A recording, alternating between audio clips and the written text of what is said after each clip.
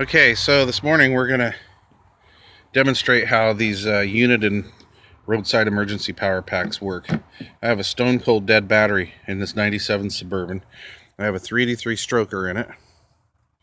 This battery is just dead. This power pack has been hooked up to the battery now for, well, I plugged it in, hooked it up to the jumper, so I'm going to say half a minute now, 45 seconds. Okay, so let's see what happens. That's a good sound. Look at that. Freaking awesome. This truck hasn't been started in a long time, as you can hear. Let's go start another truck with it. Okay, here's the next vehicle. I've got about 75% charge left on the old starter unit there. And listen to this. This sucker's dead. Here we go. Okay. Now this one had more juice in the battery than the Suburban did, so let's see how this goes. This is a 460 in this old Ford. Okay. This is not my truck, by the way. So we're gonna see if we can get this sucker going. Yeah. Damn. Okay, here we go. So stand by while I hook her up. Okay, I've got it hooked up. Got it on here for a few seconds here. And you can't read it, but it's at 73%. So let's see if we can start this old pig up. I don't know how this is going to go. I've only started a couple cars with this thing, so this is all new learning experience. Here we go. No. Okay, let's just leave it on there for a minute and see what happens.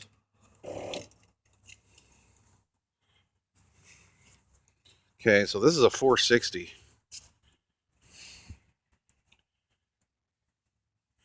And it was pretty dang dead. So it says we're... Oh, I didn't have a good connection on there. What does it say? Oh, I had kind of a crappy connection on there. Alright. Well, let's try this again. Let's see what happens. Still 73%. Wonder why that is. Should be drawn down.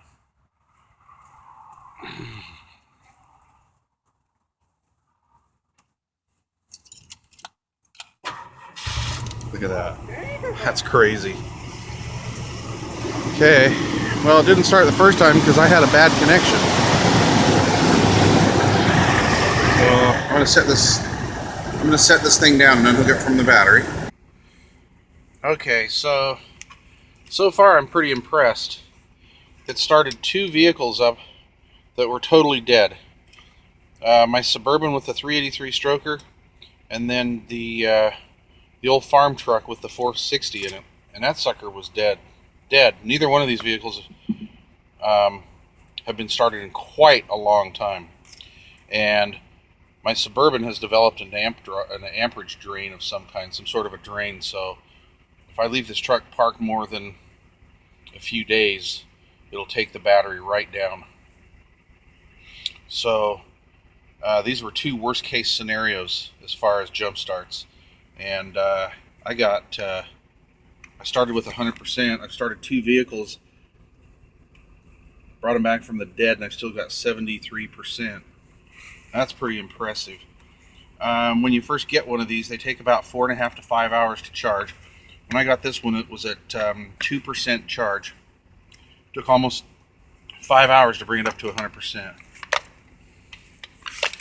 On the side here, we have a USB output for charging tablets, cell phones, and stuff, and it's like a 2 amp output, so it's pretty hot. That's an output, 12 volt output. That output is not listed in the instructions. There's no type of a cord or anything for that. So I'm going to assume that the center pin's hot, 12 volts, and the outer is a shield. And you could just plug 12 volt items into that. Maybe something like, I don't know, an air pump or something. Here's the on-off power switch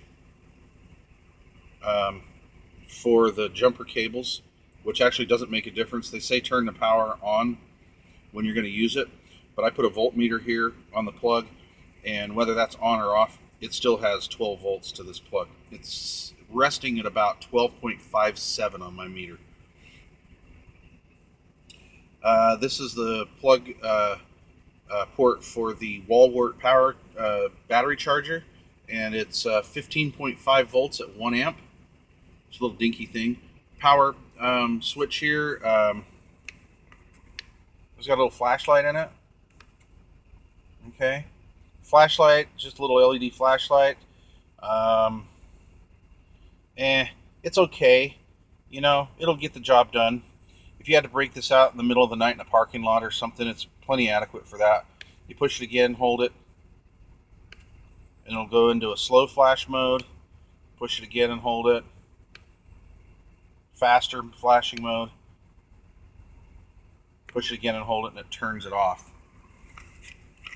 And then you can push it momentarily to get the screen to come up. Still at 73%.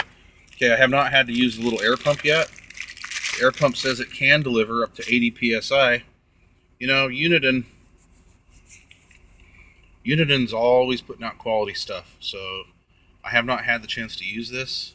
I've had dealings with these mini pumps before, and they work. There's a little cord, and you just plug it into here. Okay, so it comes with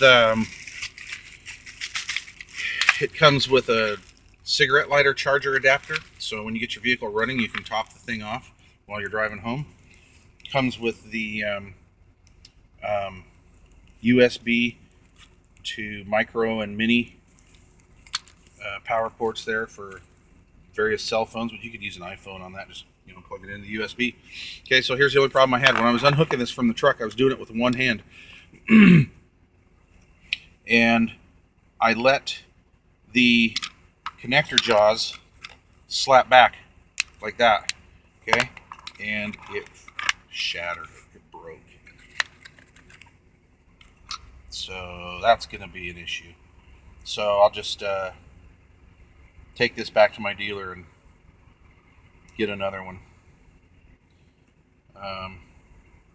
So lesson learned, these are kind of delicate. So I kind of let them snap back like my service station charger, you know, and I just wasn't thinking. And the plastic is a little slippery. It's brand new, so that was kind of my fault. So it exploded. So we'll see how I get taken care of with that, as far as possibly trying to get that replaced. Little fused link of some kind here. I'm going to say could be like a little mini A&L or something. I'm not really sure. I'm going to show you here. This is the plug we're dealing with here. But this thing's cool, man. Okay. There you go. Well, thanks for watching. They work. I'm impressed. It works better than my goofy Stanley 750 amp cranking battery pack there. Big giant thing. You could put this whole setup underneath the seat of your car. Or if you're going camping, just charge this up before you go. Throw this in your glove box, you know, and you got something to charge your cell phones and stuff up for you hipsters that go camping and can't live for 3 minutes without an electronic device. All right, thanks for watching. Later.